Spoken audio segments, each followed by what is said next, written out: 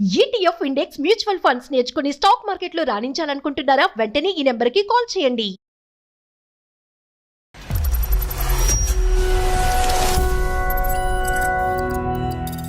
నాది love problem అండి. Schooling లో ఉన్నప్పటి నుంచి నాకు ఆ అబ్బాయి పరిచయం అండి. ఇటు లవ్ ఇటు పేరెంట్స్ మధ్యలో నలిగిపోతున్నానండి. ఇప్పుడు తల్లిదండ్రులు ఒప్పుకోకపోతే ఏం చేద్దామని అనుకున్నారు? లేదని అబ్బాయి కావాలంటావా మేమిద్దరం మీద విషయం తీసుకొని ఊరేసుకొని చచ్చిపోతామని నన్ను ఆల్రెడీ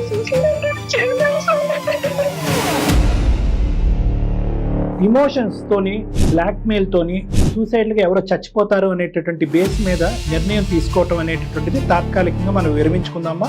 డెత్ అనేటటువంటి పాయింట్ ఆఫ్ వ్యూలో ఎవరో చచ్చిపోతారు కాబట్టి నేను ఒక నిర్ణయం తీసుకుంటున్నాను అంటే ప్రాణాలు ఇంపార్టెంట్ కాదా డాక్టర్ గారు అంటే కనుక మధ్యలో అసలు నలిగిపోతున్నాను, నా వల్ల కావట్లేదు.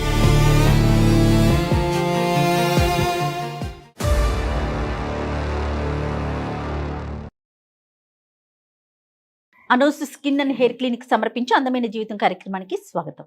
నమస్తే కళ్యాణ్ గారు. ప్రత్యూష అని మనకు ఒక అమ్మాయి మెయిల్ చేశారండి. ఇది ఒక సామెత ఉంటుంది చూడండి, కరవమంటే కప్ప కోపం, విడమంటే పాము కోపం. తను చెప్పిన సమస్య వింటే అట్లా అనిపించింది, చాలా క్రిటికల్ గా అనిపించిందండి. జనరల్ గా వినే సమస్యే, బట్ నాకు అట్లా అనిపించింది. ఒకసారి మీ ముందు పెడతాను, ప్రత్యూషతో మాట్లాడతానండి, కాల్ చేస్తాను తప్పకుండా.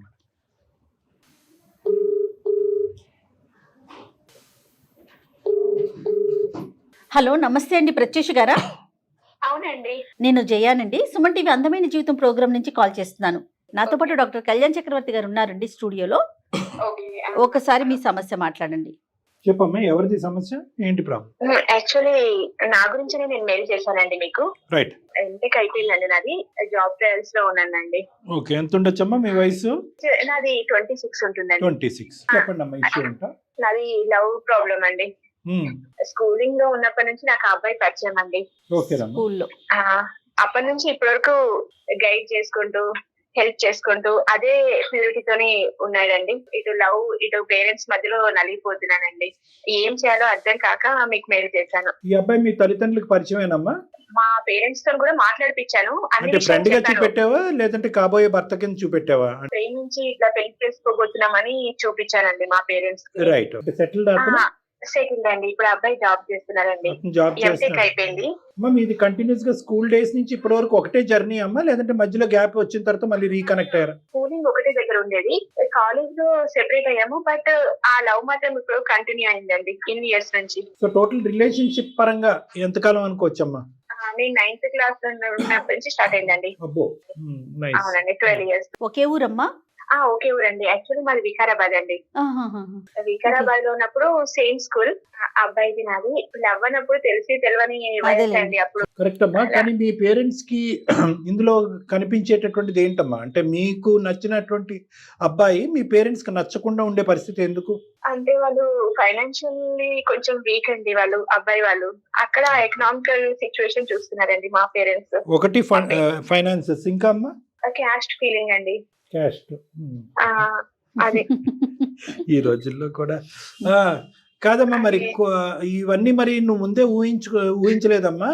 నా ప్రమేయం లేకుండా జరిగిందండి. అప్పుడు ఒక లవ్ అనే ఫీలింగ్ వస్తుందని కూడా అనుకోలేదు. అది గ్రాడ్యువల్ గా మా మధ్యలో ఉన్న అండర్స్టాండింగ్ తో అలా పెరుగుకుంటూ పోయింది. ఒక్కసారి కూడా అంటే నాకు ఇంకా ఏ అబ్బాయిని చూసినా కూడా ఆ ఫీలింగ్ రాలేదు, అతనికి అమ్మాయిని చూసినా కూడా రాలేదండి. అలా కదమ్మా, నేను అడిగేది ఏంటంటే కనుక క్యాస్ట్ అనేటటువంటిది మీ ఫ్యామిలీలో ఒక పెద్ద సబ్జెక్టు, ఇది ఒక ఆబ్స్టికల్ కింద మారుతుంది మన మ్యారేజ్ వరకు వెళ్ళటానికి అనేది నువ్వు గెస్ చేయలేదా? అంటే ఇంతవరకు వస్తుంది అని కూడా అంటే ఊహించలేకపోయానండి నేను ఆ టైంలో. ఆ అబ్బాయి సైడ్ నుంచి వాళ్ళ పేరెంట్స్ ఏమంటున్నారమ్మా? వాళ్ళ పేరెంట్స్ ఓకే అండి. నువ్వు ఒక్కదానివేనమ్మా? నేను అవునండి, మా పేరెంట్స్ కు నేను ఒక్కదానే కూతునండి. ఎంతో గారభంగా పెంచుకున్నారు. అంటే అబ్బాయి సెటిల్ అయిపోతే ఈ క్యాస్ట్ అంతా ప్రాబ్లం రాదేమో అనుకున్నాను సార్, అర్థం చేసుకుంటూ అనుకున్నాను. ప్రేమలో ఉండేటటువంటి ప్రధానమైనటువంటి ఒక ముఖ్యమైనటువంటి అంశం గుర్తుపెట్టుకోవాల్సింది ఏంటంటే అజంప్షన్స్ చేస్తాం. ఎస్యూమ్ చేసుకుంటాం. అంటే నా కళ్ళతో చూసి నా మనసుకు నచ్చినటువంటి అబ్బాయి ప్రపంచాన్ని అందరికీ కూడా ఏదో విధంగా నచ్చేస్తాడు ఏదో చెప్పి. అంటే అక్కడ ఏంటంటే ప్రేమలో ఉన్నటువంటి ఒక కీ పాయింట్ ఏంటంటే ఆ ప్రేమ అనేటటువంటి కళ్ళతో only positive aspects of the partner మనం చూస్తూ ఉంటాం. మంచి ఉద్యోగం, మంచి మనసు, అంటే మంచి ఉద్యోగం, మంచి మనసు, మంచి క్యాస్ట్ అనేటటువంటిది మీ పాయింట్ ఆఫ్ వ్యూ. మరి మీ పేరెంట్స్కి ఆ మంచి అన్నది వెళ్తుందా? అది ట్రాన్స్మిట్ అవ్వాలి అంటే కనుక ఒక చిన్నపాటి అంశం ఏంటంటే మీ ఇంట్లో ఇంతకుముందు ఎప్పుడన్నా ప్రేమ వివాహాలు జరిగినప్పుడు దానికి మీ పేరెంట్స్ ఎలా స్పందించారు? దాన్ని నెగిటివ్గా స్పందించారా? అవి ఇంటర్ కాస్టా, సేమ్ కాస్టా? అలాంటివి సేమ్ కాస్టా, ఇంటర్ కాస్టా అనేటటువంటిది కొంతవరకు మీ పేరెంట్స్ యొక్క సైకాలజీ మనకు అర్థమవుతుంది.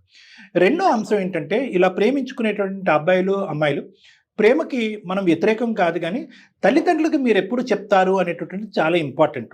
రెండు కారణాలు. ఒక కారణం ఏంటంటే కనుక పేరెంట్స్కి ముందుగానే చెప్తే కనుక oh we have not been betrayed so much అనేటటువంటిది తల్లిదండ్రులకు అర్థం అవుతుంది. అరే మా వెనకట్ల వెన్నుపోటు పొడుస్తుంది మన అమ్మాయి, మనకి తెలియకుండానే ఒక ప్రేమ కథని అనేటటువంటిది 4-5 సంవత్సరాల పాటు నడిపించింది అనేటటువంటి బిటర్ ఫీలింగ్ అనేది పేరెంట్స్కి రాకుండా ఉంటుంది. ఇది నెంబర్ 1. నెంబర్ 2 ఏంటంటే చాలా మంది అమ్మాయిలు ఏమనుకుంటారు, అమ్మాయిలు కానీ అబ్బాయిలు కానీ, సరే ఎక్కువ రోజులు ప్రేమించాము, ఎక్కువ రోజుల పాటు మనకు ఒక అబ్బాయి తెలుసు అని అనుకుంటే కనుక ఆటోమేటిక్గా తల్లిదండ్రులు ఒప్పేసుకుంటారు కదండి అని అంటారు. No, that doesn't work there అమ్మా. ఎందుకంటే తల్లిదండ్రులకు ఎప్పుడు కూడా ఏంటంటే వాళ్ళ యొక్క సైకలాజికల్ కాన్సెప్ట్ ఏంటంటే మాకు మా అమ్మాయి ఎంత బాగా తెలుసో మా అమ్మాయికి మేము అంత బాగా తెలుసు. ఎప్పుడు కూడా ఏంటంటే ఈ టైం గ్యాప్ అనేటటువంటి డిస్టెన్స్ వీలైనంత వరకు తక్కువగా ఉంచితే కనుక మనస్పర్ధలు, మిస్అండర్స్టాండింగ్స్ అనేవి తక్కువ ఉంటాయి. అంటే మామూలుగా అది ఒక జనరల్ పిక్చర్ గురించి చెప్పాను ప్రత్యూష. మీ వరకు అయితే మాత్రం ఈ అబ్బాయిని అంటే జనరల్గా మనం అందరం అనుకున్నప్పుడు యూజువల్గా అంటే మా వరకు మీరు చేసి ఉండరేమో, కానీ గాఢమైన ప్రేమ కాకపోతే మా వరకు చేసి ఉండరేమో అని అనుకుంటున్నాను. కానీ నేను చూసినటువంటి కొన్ని ఇలాంటి సందర్భాల్లో ఏంటంటే సార్ ఆ అబ్బాయి అంటే నాకు ఇష్టమే, కానీ అట్ ద సేమ్ టైం మా తల్లిదండ్రుల మీద నాకు ప్రేమ కూడా చాలా ఎక్కువగా ఉంది కాబట్టి మేము ముందు నుంచే మన ఇద్దరు ఒకటవుదాము అనేటటువంటి ఆలోచనతోనే ప్రయాణం మొదలుపెట్టాము. కానీ ఏదన్నా తల్లిదండ్రుల దగ్గర నుంచి అకారణమైనటువంటి ఒక పరిస్థితి వస్తే కనుక, లేదంటే కారణం ఉన్న కారణం లేనటువంటి పరిస్థితి వస్తే కనుక ఎవరి స్థానానికి వాళ్ళు వెళ్ళిపోదాం, మనం ముందుకు ప్రయాణం చేయొద్దు అనే అండర్స్టాండింగ్తో కూడా లవ్ చేసుకునేటటువంటి అబ్బాయిలు అమ్మాయిలు నా దగ్గరికి వస్తున్నారమ్మా. చాలా గ్రేట్ అది. నేను దాన్ని ప్రేమ అంటారా సార్ అని మీరు అనుకుంటే కనుక దాని నిర్వచనం ఎవరికి వాళ్ళుగా అనుకోవచ్చు. నేను తల్లిదండ్రుల ప్రేమ కాపాడటం గురించి మన ఇద్దరం ఒకటి అవ్వాలి, కానీ ఒకప్పుడు తల్లిదండ్రులు వ్యతిరేకిస్తే విత్డ్రా అవ్వాలి అనుకున్నాను. ఆ విధంగా మీ ప్రేమలో ఆ కండిషన్ ఏమైనా ఉందా? ఎప్పుడైనా అనుకున్నారా? ఒకప్పుడు ఇరువైపుల తల్లిదండ్రులకు ఒప్పుకోకపోతే లెటర్స్ విత్డ్రా అనేది ఎప్పుడైనా అనుకున్నారా? అంటే నా వైపు నుంచి అనుకున్నాను సార్. ఫస్ట్ అబ్బాయి కూడా అలా అనుకున్నాం, కానీ ఇప్పుడు అది అవ్వటం లేదు సార్. అది సాధ్యం కావట్లేదు. నేను ఉండలేకపోతున్నాను, అబ్బాయి కూడా అంటే ఉండలేకపోతున్నాను సార్. అలా 12 years అసోసియేషన్ వీల్ది సార్. ఇంకా దాంతో నా బాండింగ్ తోని ఒకరిని విడిచి ఒకరం ఉండలేకపోతున్నాం సార్. ఓకే.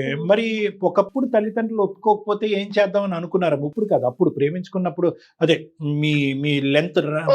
యాక్చువల్లీ మేము అసలు ఎప్పుడు కూడా ఒక మాట అనుకున్నాం, కానీ మళ్ళీ మా మనసులో అప్పుడు కూడా యాక్సెప్ట్ చేయలేదు సార్. అనుకున్నాము కానీ యాక్సెప్ట్ చేయలేదు. ఎలాగైనా వాళ్ళని ఒప్పిద్దాము, వాళ్ళకి కావాల్సింది ఏంటి, మన ఇద్దరం సపోర్ట్, ఒకరికొకరం సెటిల్ అవ్వాలి, ఇద్దరం బాగా చదువుకొని వెల్ సెటిల్డ్ అవుదాం, అప్పుడు మన పేరెంట్స్ ఒప్పుకుంటారు అనే ఇంటెన్షన్ తోని ముందుకు వెళ్ళాం సార్. ఎక్కడ కూడా అంటే చదువును మేము నెగ్లెక్ట్ చేయలేదు, మా ప్రేమతోని ఇలా డిస్టర్బ్ అవ్వడం, డిస్ట్రాక్షన్స్ అలా కూడా పెట్టుకోలేదు. అంటే అతను ఇందాక సెటిల్ అవ్వలేదు అన్నారు కదా, ప్రెజెంట్ అతను ఏం చేస్తున్నారు?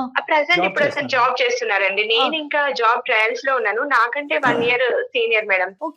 ఆల్రెడీ జాబ్ చేస్తున్నారు. అయితే వైఫ్ అండ్ హస్బెండ్ కావాలో అంతవరకు అయితే ఎర్న్ చేస్తున్నారు. నువ్వు చెప్పేది ఏంటంటే మీ పేరెంట్స్ కి ఇక్కడ ప్రధానంగా నచ్చంది క్యాస్ట్ ఒకటైతే కనుక, రెండోది ఫ్యామిలీ ఫైనాన్షియల్ బ్యాక్గ్రౌండ్ నచ్చట్లే కదమ్మా. ఈ అబ్బాయి వరకు ఓకే, సంపాదిస్తున్నాడు, అన్ని చేస్తున్నాడు. మీ మొత్తం జర్నీలో ప్రతిష ఎప్పుడైనా కూడా డిస్టెన్స్ పెరగటము, బ్రేకప్ అవటము, మళ్ళీ రీయూనైట్ అవటం ఎప్పుడైనా జరిగిందా? అలా చిన్నవి జరిగినాయి, కానీ అంత డిస్టెన్స్ ఉండి బ్రేకప్ ఉండి మిస్అండర్స్టాండింగ్స్ కూడా ఎప్పుడు రాలేదండి. Just trying to understand the strength of your bond అమ్మా. అంటే ఎంత బలం ఉంది మీ బాండ్ లో, ఏ మాత్రమైనా కూడా ఆ బాండ్ ని అంటే పేరెంట్స్ గురించి అవనివ్వండి, ఇంకో కారణం గురించి అవనివ్వండి, పరువు అంటారు, ప్రతిష్ట అంటారు, ఇంకా చాలా ఉంటాయి ఈ సబ్జెక్ట్లో. మళ్ళీ నేను ఇప్పటి వరకు straightforward response, straightforward solution చెప్పనటువంటి కేసెస్ ఏమన్నా ఉన్నాయంటే ఇలాంటి యుద్ధమే. ఎందుకంటే ఇక్కడ ఎవరు స్టాండ్స్ వాళ్ళది మేడం. పేరెంట్స్ అర్థం చేసుకోవట్లేరు సార్, అన్నట్టు నాకు ఈయన అర్థం చేసుకోవట్లేదు సార్. ఎవరు అర్థం చేసుకోలేకపోతున్నారు. మధ్యలో అసలు నలిగిపోతున్నాను సార్, నా వల్ల కావట్లేదు. అందుకని ఏం చేయాలో అర్థం కాక మీకు మెయిల్ పెట్టాను. అంటే నేను ఇలా అడగకూడదమ్మా, ఇక్కడ ఈ స్థానంలో కూర్చుని పేరెంట్స్ కి వ్యతిరేకంగా వెళ్ళి పెళ్లి చేసుకోవాలని మీరు ఇద్దరు ఎప్పుడు అనుకున్నారా? లేదు సార్, అనుకోలేదు సార్. ఒకప్పుడు మీరు చేసుకున్నారు, మీ పేరెంట్స్ యొక్క ఒకవేళ blessings. మీరు పెళ్లి చేసుకున్నారనుకోండి, అప్పుడు ఎలాంటి అంటే సిచ్యువేషన్స్ రావచ్చు? యాక్చువల్లీ మేడం మా పేరెంట్స్ ఎట్లా అంటున్నారంటే, మా పేరెంట్స్ కు నేను ఒక్కగానే కూతుర్నండి. ఓకే. అల్లారు ముద్దుగా గారాబంగా పెంచారు. వాళ్ళు నాకు ప్రాణం పెట్టి పెంచారు. కెరీర్ డిస్టర్బ్ కాలేదు, హద్దులు దాటి ప్రవర్తించలేదు. మేము అన్ని బ్యాలెన్స్ చేసుకుంటూ వచ్చామండి. ఇప్పుడు Okay. నాకు జాబ్ ట్రయల్స్ కూడా కాదండి, జాబ్ కూడా నాకు వచ్చిందండి. వచ్చినా Okay. నేను రిజెక్ట్ చేసుకుంటూ ఉన్నానండి ప్రతి జాబ్ ని. ఎందుకనండి? ఎందుకంటే నెక్స్ట్ స్టెప్ మళ్ళీ మా పేరెంట్స్ పెళ్ళంటారండి. నేను ఇప్పుడు ఓహో. మా పేరెంట్స్ ఏమంటున్నారంటే, అబ్బాయిని మర్చిపో, మొత్తానికి మర్చిపో. మర్చిపో. మేము ఇప్పుడు నీకు జాబ్ నువ్వు జాబ్ అంటున్నావు కదా, నీ కెరీర్ కోసం చదివావంటున్నావు కదా, నా మీద నమ్మకం లేదని మమ్మల్ని అంటున్నావు కదా, నీకు జాబ్ రాగానే ఒక 2 to 3 months తర్వాత వెంటనే మన క్యాస్ట్ వాళ్ళ వెల్ సెటిల్డ్ వాళ్ళని మేము పెళ్లి చేసుకో. లేదని అబ్బాయి కావాలంటావా, మేము ఇద్దరి మీద విషయం తీసుకొని ఊరేసుకొని చచ్చిపోతామని నన్ను. ఓకే. ఇక అబ్బాయి సరే మనం విడిపోదామా, మరి పేరెంట్స్ కోసం మనం ఇంకా వేరే చేసేది అంటే, అబ్బాయి ఆల్రెడీ సూసైడ్ అటెంప్ట్ చేశారు సార్. మీ అబ్బాయి కూడా అలాగే చేస్తున్నాడమ్మా. 2 సార్లు. చాలా పిచ్చితనం అమ్మా. అటువైపు మీ పేరెంట్స్ అంటాం అనేది కూడా పిచ్చితనము, ఈ అబ్బాయి ఇలా చేయటం అనేటటువంటిది కూడా నిజంగా పిచ్చితనం. సూసైడ్ అటెంప్ట్ ఏంటమ్మా? ఎందుకు చేసుకోవాలి సూసైడ్? మనం ఒక సంవత్సరం కాకపోతే 2 సంవత్సరాలు వెయిట్ చేస్తాం, లేదంటే 10 సంవత్సరాలు వెయిట్ చేస్తాం, ప్రేమను జయించుకుంటాం.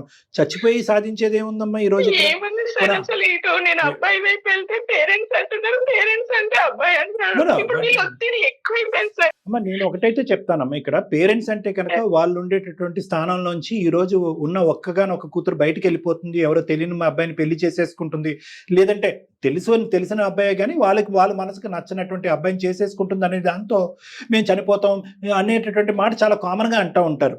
సరే, పేరెంట్స్ నిజంగా అలా చేస్తే కనుక చచ్చిపోతారా లేదా అనేది వేరే విషయం, కానీ దాని గురించి ఈరోజు కుటుంబానికి మనుషులకి డిఫరెంట్గా ఉంటుంది. కానీ ఈ అబ్బాయి కూడా ఒక పక్క నుంచి మీరు తల్లిదండ్రుల్ని పెట్టేటటువంటి ప్రెషర్ నుంచి అల్లాడిపోతూ ఉంటే కనుక, నిన్ను గాఢంగా ప్రేమించి 12 సంవత్సరాల పాటు ప్రేమించినటువంటి అబ్బాయి కూడా నువ్వు నన్ను పెళ్లి చేసుకోకపోతే నేను కూడా చచ్చిపోతానని చెప్పి ఒక అడుగు ముందుకేసి బ్లాక్ మెయిల్ కూడా చేయట్లేదు సార్. అతను ప్రేమ అట్లా చేస్తా అంటే అతను ఇంటర్లో కూడా ఇలానే అయి ఉండేది సార్. కదమ్మా, ఇక్కడ నేను అనేది ఏంటంటే, ఒకప్పుడు నేను చచ్చిపోతాను అని అన్నా, లేదంటే ఇంకో మానసిక పరిస్థితిలో అతను సూసైడ్ అటెంప్ట్ చేసుకున్నా కూడా ఇక్కడ నీ పరిస్థితి అర్థం చేసుకోవాలి కదా. అతని ఇంట్లో కేక్ వాక్ అమ్మా, వాళ్ళ ఇంట్లో కేక్ వాక్, అమ్మ నాన్న నాకు ఒక అమ్మాయి నచ్చిందమ్మా, ఆ అమ్మాయి సెటిల్ అయింది, చిన్నప్పటి నుంచి తెలుసు, ఓకే గో హెడ్, అదృష్టవంతుడు. కానీ అదే ఇక్కడ ట్రాన్స్మిట్ చేస్తే ఎలా?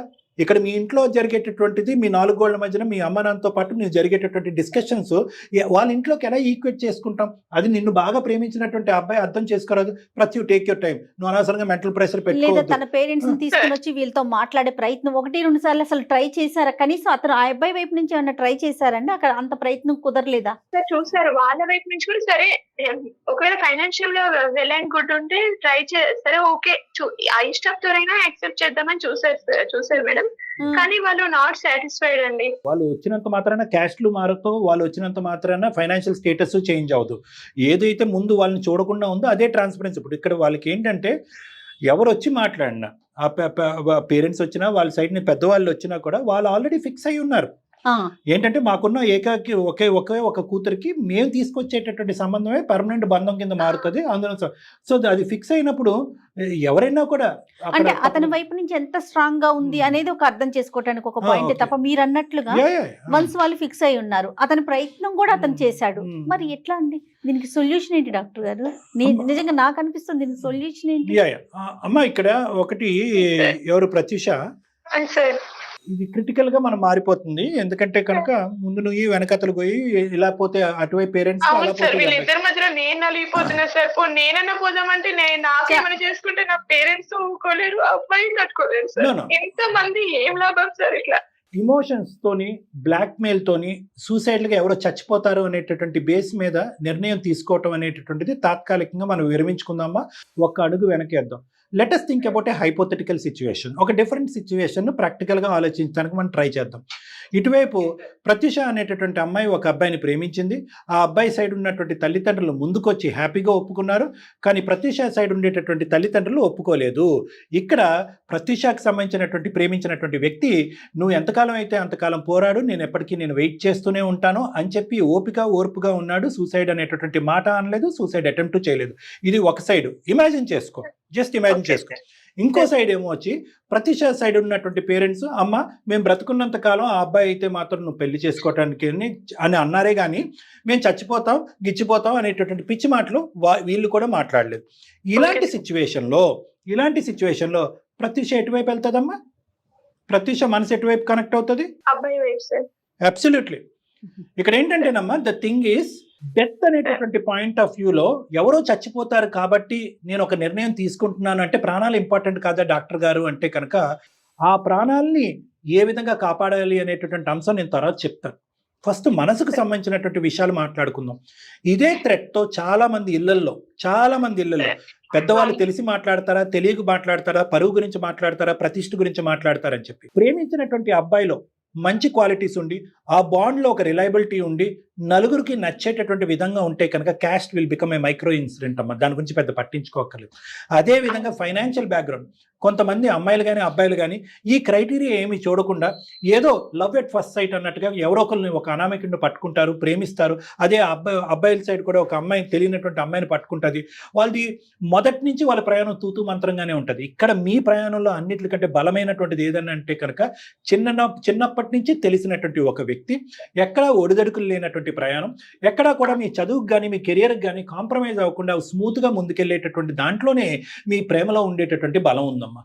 కాబట్టి ఇక్కడ పేరెంట్స్కి ఏదైనా అవుతుంది, ఆ అబ్బాయికి ఏదైనా అవుతుంది అనే దానికంటే ఫస్ట్ ప్రేమించినటువంటి ప్రేమలో బలం ఉంది, నమ్మినటువంటి వ్యక్తిలో చాలా గుడ్ క్వాలిటీస్ ఉన్నాయి, నన్ను సుఖపెడతాడు, నన్ను హ్యాపీగా చూసుకుంటాడు, నాకు ఒక సెక్యూరిటీ ఉన్నప్పుడు దాని మీదే ఉండాలి.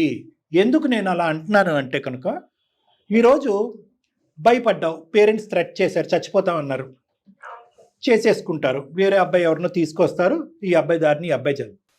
కానీ ఎంతవరకు నువ్వు సుఖపడతావమ్మా? ఎంతవరకు హ్యాపీ అవుతావు? కరెక్టే. పేరెంట్స్ యొక్క ప్రాణాలని నేను కాపాడాను, పేరెంట్స్ ప్రాణాలను కాపాడినటువంటి ప్రత్యూష అంటే పెళ్లి చేసుకోవటం అనేది కేవలం పేరెంట్స్ ప్రాణాలు కాపాడటం గురించేనా? ఇప్పుడు మా పేరెంట్స్ తో ఎన్ని ఇయర్స్ ఉన్నానో ఈ అబ్బాయితో కూడా అన్ని ఇయర్స్ జర్నీ అయింది సార్. నాకు ఇద్దరితో ఈక్వల్ అయిపోయింది ఇయర్స్ నేను జర్నీ చేయడం అనేది. ద థింగ్ ఈజ్ ఏంటంటమ్మా, అది అలా కంపేర్ చేయలేమమ్మా. ఆ ప్రేమే, ఈ ప్రేమే తల్లిదండ్రులు ఇచ్చేటటువంటి ప్రేమని వాళ్ళని అంటే ఇప్పుడు ఇదే డైలాగ్, నువ్వు ఒక పక్క నుంచి మీ బాయ్ ఫ్రెండ్ని ఇంకో పక్క నుంచి పేరెంట్స్ని పెట్టే ఉంటే కనుక పేరెంట్స్ చాలా హర్ట్ అవుతారమ్మా. ఎందుకంటే ఇప్పటికీ కూడా ఎక్కడ కూడా మీరు మీ పేరెంట్స్ను ఒప్పించేటటువంటి ప్రయత్నంలో ఎక్కడ కూడా వాళ్ళ దగ్గర నుంచి వచ్చినటువంటి ప్రేమ కానీ, వాళ్ళు నిన్ను చూసుకుని ఇక్కడ వరకు ఈ స్థాయి వరకు పెంచినటువంటి దాంట్లో కానీ, ఒకే ఒక కూతురుగా ప్రపంచాన్ని అంతా నీ కాళ్ళ దగ్గర తీసుకొచ్చేటటువంటి విధానాన్ని కానీ, చిన్న చూపు చూసేటటువంటి ప్రయత్నం కానీ, that is equal to the love I'm getting from my boy friend అనేది చూపాడు. ఎప్పుడు మనం అనకూడదు. అది మీ మనసులో ఉంటే కనుక మీ మనసులోనే పెట్టుకోండి. మాకు చెప్తే మాకు చెప్పండి, కానీ తల్లిదండ్రుల దగ్గర మాత్రం తీసుకెళ్ళచ్చు. ఎందుకంటే కనుక ఇక్కడ తల్లిదండ్రులు మీకు అన్ని విధాలుగా సపోర్ట్ చేశారు. అట్ ద సేమ్ టైం ఈ అబ్బాయి కూడా నాకు కావాలి అనే విధంగా మనం ప్రయత్నం. సో ఇక్కడ 2 సింపుల్ పాయింట్స్ నేను చెప్తానమ్మా. ఒకటి, ప్రేమించటం పరంగా ఎటువంటి డోకా లేదు, ఆ ప్రేమలో ఎటువంటి నెగ్లిజెన్స్ లేదు, కేర్లెస్నెస్ లేదు, క్యాజువల్నెస్ లేదు, ఒక కేర్ ఫ్రీగా ఏదో ఇన్ఫాక్చుయేషన్గా లవ్ ఎట్ ఫస్ట్ సైట్ కాదు, నా ప్రేమలో చాలా బలం ఉంది అనుకుంటే కనుక ఖచ్చితంగా నువ్వు ప్రేమించినటువంటి అబ్బాయి వైపే నువ్వు వెళ్ళాలమ్మా. కానీ దయచేసి దీనికి రోజులు పడుతుందా, నెలలు పడుతుందా, సంవత్సరాలు పడుతుందా అనేది నాకైతే తెలియదు. ఎందుకంటే ప్రేమ అనేటటువంటిది గెలవాలి అంటే కనుక దాంట్లో ఓపిక, ఓర్పు, సహనం ఉండాలి. మీ పేరెంట్స్ ఒప్పుకోవట్లేదు, ఇదిగో నేను చచ్చిపోతానంటే కనుక అలా వర్కౌట్ అవుతుంది. ప్రధానంగా ఆ అబ్బాయితో కూడా మనం మాట్లాడవలసినటువంటి ఆవశ్యకత ఉంది. ఈ ప్రేమ గెలవాలి అంటే కనుక ఆ అబ్బాయిలో ఓపిక చాలా important. At the same time మీకు ఆ అబ్బాయి మోరల్ సపోర్ట్ ఇవ్వాలి. ఇంతకాలం మనం ప్రయాణం చేసాం, నీకు 26 నాకు 27, ఏమైపోతుంది, ఇంకో 1 year 2 years పాటు వెయిట్ చేస్తే ఏమైపోతుంది అనేటటువంటి విధంగా ఒకరికొకరు ప్రొడక్టివ్గా సపోర్టివ్గా ఉండాలి. ఎందుకంటే రానున్న రోజుల్లో ఆ అబ్బాయి సైడ్ ఉన్నటువంటి పేరెంట్స్ ఏమంటారంటే, అరే ఇంకెన్ని రోజులు రా బాబు నువ్వు వెయిట్ చేస్తావు, వాళ్ళకైనా పౌరుషాలు బలాలు మనకు లేవా, ఇంకో ఈ సంబంధం వచ్చిందని చెప్పి వాళ్ళు కూడా ప్లేట్ ఫిరాయించవచ్చు రేపొద్దున. అలాంటి పరిస్థితుల్లో కూడా ఆ అబ్బాయి ధైర్యంగా బలంగా ఉండటం అనేది, మానసిక స్థైర్యం అనేది చాలా important. Now coming to your parents. నీ పేరెంట్స్తో నువ్వేం చేస్తావంటేనమ్మా, నీ పేరెంట్స్ని తీసుకుని మా దగ్గరికి రా, నా దగ్గరికి రా. ఓకే, ఎందుకంటే ఇది ఒక్క దెబ్బతో అయిపోయేటటువంటిది కాదు. అట్ ద ఫస్ట్ ఇన్స్టెన్స్ నేను ఏమని చెప్తున్నాను, నీ ప్రేమ గెలవాలి, నీ పెళ్లి గెలవాలి. ఎందుకంటే ఈ ప్రేమలో పెళ్లిలో ఉండవలసినటువంటి అన్ని గుడ్ క్వాలిటీస్ ఇక్కడ ఉన్నాయి. మీ పేరెంట్స్కి ఏ విధంగా నచ్చజెప్పాలి, ఏ విధంగా వాళ్ళకి ఒక కనువిప్పు చేయాలి, ఏ విధంగా వాళ్ళలో ఉండేటటువంటి ఆలోచన శైలి మార్చాలి అనేటటువంటిది ఇప్పటి వరకు ఎవరన్నా వాళ్ళతో మాట్లాడుతున్నారు అంటే కనుక ప్రత్యూష తప్ప ఎవరూ మాట్లాడట్లేదు, ఒక థర్డ్ పార్టీ. ఎందుకంటే మీ చుట్టాలకి, దూరపు వాళ్ళకి ఇది ఈ సబ్జెక్ట్ గురించి ఇంకా తీసుకెళ్ళి, ఎందుకంటే పరువు గురించి ఆలోచిస్తారు. నేనేం చేస్తానంటే అమ్మా, I will take up the matter of convincing your parents. మీ పేరెంట్స్ని కన్విన్స్ చేసేటటువంటి బాధ్యత నేను తీసుకుంటాను. మీ లవర్ ఎవరైతే ఉన్నారో ఆ అబ్బాయికి కొద్దిగా ఓర్పుగా ఉండాలి. ఇక్కడ డాక్టర్ గారిని, జయ మేడం యొక్క సపోర్ట్ కూడా నాకు వచ్చింది. వాళ్ళు they have taken up the duty and the job to convince my parents. మా పేరెంట్స్ని కన్విన్స్ చేయడానికి వాళ్ళు ముందడుగు వేస్తున్నారు. బాబు నువ్వు ఇలా చచ్చిపోతానికి ఇచ్చిపోతాననే మాటలు నువ్వు అనొద్దు, ఎందుకంటే అలా అయితే కనుక నాకు పిచ్చెక్కి నేను డిప్రెషన్లోకి వెళ్తున్నాను, కావాలంటే నువ్వు కూడా రా డాక్టర్ గారి దగ్గరికి అని చెప్పి అతనితో సపరేట్గా ఒకసారి నా దగ్గర తీసుకొద్దిరిగాను. అతని గురించి కూడా అంటే ప్రత్యూష ఇంకొక విషయం కూడా మేము బ్యాక్ అతని గురించి కూడా ఒకసారి ట్రై అంటే ఎలాంటి వ్యక్తి ఏంటి మన టీం ప్రకారం మాట్లాడిన తర్వాత వీళ్ళ పేరెంట్స్ తో కూర్చుందాం. ఏమంటారు కళ్యాణ్ గారు? అంటే పేరెంట్స్ కి వాళ్ళని కన్విన్స్ చేయడానికి మనకు కూడా కొన్ని పాయింట్స్ ఉండాలి కదా. మంచి మాట. అదండి. ఏం ప్రత్యూష ఓకేనండి మీకు? Okay madam, okay. అంటే జయ మేడం చెప్పేది ఏంటంటే ఓన్లీ నువ్వు ప్రొవైడ్ చేసినటువంటి బ్యాక్గ్రౌండ్ ఇన్ఫర్మేషన్ తోనే మీ పేరెంట్స్ని కన్విన్స్ చేయడం కాకుండాని మా ఎంక్వైరీస్ లో కూడా ఆ కుటుంబం గురించి కానీ, ఆ అబ్బాయి గురించి కానీ, ఆ అబ్బాయి బ్యాక్గ్రౌండ్ గురించి కానీ ఇలాంటివన్నీ మంచి తెలిసినాయండి. కాబట్టి మీరు ఎంత ఎతికినా కూడా, ఎన్ని పెళ్లి చూపులు చూసినా కూడా, ఎన్ని సంబంధాలు తీసుకొచ్చినా కూడా ఇన్ని క్రైటీరియా ఉండరు అని చెప్పి వాళ్ళని సాటిస్ఫై చేయడానికి ఒక విధంగా ఉపయోగపడుతుంది. I know it's not going to be an easy task అమ్మా, ఈజీ అయితే నేను అనుకోవట్లేదు, but let us do it that way. నాకు సపోర్ట్ దొరికినట్టు అనిపించింది మేడం మాట్లాడాక. ఏం చేస్తాను, నా లవ్ సక్సెస్ కావాలి, ప్లస్ పేరెంట్స్ కూడా యాక్సెప్ట్ చేయాలి మేడం. మనోధైర్యాన్ని పెంపొందించుకోండి, మానసికంగా బలాన్ని పెంపొందించుకోండి. దాంతో పాటు ఆ అబ్బాయితో కూడా మాట్లాడండి, ఆ అబ్బాయికి కూడా చెప్పండి, ఆ అబ్బాయికి అర్థమయ్యే విధంగా చెప్పండి. ఆ అబ్బాయికి అర్థం కాకపోతే నా దగ్గర తీసుకురండి అమ్మా. ముఖ్యంగా ఏంటంటే మీ పేరెంట్స్ ని తీసుకురండి అమ్మా నా దగ్గరికి, వాళ్ళకి నేను కన్విన్స్ చేస్తాను. ఒక 10 days అయితే మాకు టైం కావాలి, నాకు జయ మేడంకి ఒకసారి ఆ అబ్బాయి పూర్తి వివరాలని, మన పూర్వపరాలు కనుక్కోవడానికి, బ్యాక్గ్రౌండ్ చెక్ చేయడానికి. అవి చెక్ చేసిన తర్వాత మీ పేరెంట్స్ ఎదుర్కొంటే కౌన్సిలింగ్ కి నేను కూర్చుంటే అప్పుడు బాగుంటుందమ్మా. ఆల్ ది బెస్ట్ అమ్మా, గాడ్ బ్లెస్ యు. బై అమ్మా. Thank you sir. అది మేడం, అంటే కేస్ టు కేసు డిఫరెన్స్ ఉంటుంది కదా. అంతే కదా మేడం. అందరినీ మనం వీళ్ళతో కన్విన్స్ కలుపుకోలేకపోతాం. స్టార్టింగ్ లో నేను చెప్పాను కదా జయ మేడం, దీనికంటూ ఒక సొల్యూషన్ ఒక 50 years తర్వాత కూడా ఇది డైలమా సిచ్యువేషన్. అవునండి. ఎందుకంటే ప్రేమ అనే సబ్జెక్టు 2 generations మధ్యన ఉండే కాన్ఫ్లిక్ట్.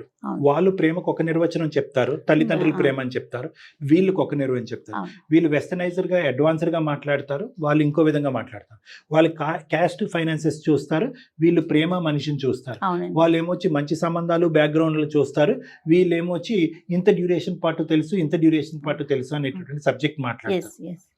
కాబట్టి అసలు అంటే నేను ఎందుకు అంటున్నానంటే, అందమైన జీవితానికి ఒక లెటర్ రాగానే ప్రేమించిన ప్రతి ఒక్కరు కలిసిపోతారను అట్లా అనుకోవద్దు దయచేసి. ఎందుకంటే ప్రత్యూష కేసు వేరు, ఎవరికి వాళ్ళు యూనిక్ కదా.